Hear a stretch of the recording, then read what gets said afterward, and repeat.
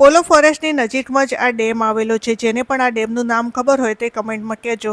તો ડેમને જોઈને પાછા પોલો ફોરેસ્ટવાળા રસ્તેથી જ આગળ વધ્યા. આ પેલી બાજુ ગયા હોત તો મારા મામાના ઘરે પહોંચી જાત, પણ આજે જવાનો મેળ નહીં પડે કેમ કે કાલથી યોગની સ્કૂલમાં એક્ઝામ ચાલુ થાય છે, એટલે આજે અમદાવાદ પહોંચવું જરૂરી છે. ખેર, આવા મસ્ત રસ્તાનો આનંદ માણતા માણતા જતા હતા ત્યાં રસ્તામાં શાકભાજીવાળા દેખાયા તો મારા હસબન્ડ પહોંચી ગયા.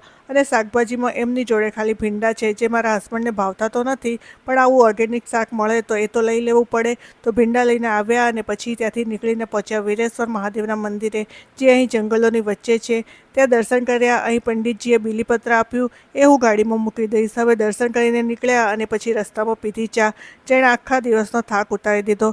રિટર્ન થયા ત્યાં સુધી સનસેટ પણ થઈ ગયો છે, તો સનસેટને જોતાં જોતાં આગળ વધ્યા. પછી જમવાનો ટાઈમ થઈ ગયો તો સારી હોટલ જોઈને જમવા બેસી ગયા. આવા ટાઈમે તો આવી બંધ હોટલ જ જોઈએ, નહીં તો બહાર મચ્છર અને માખી હેરાન કરી દે.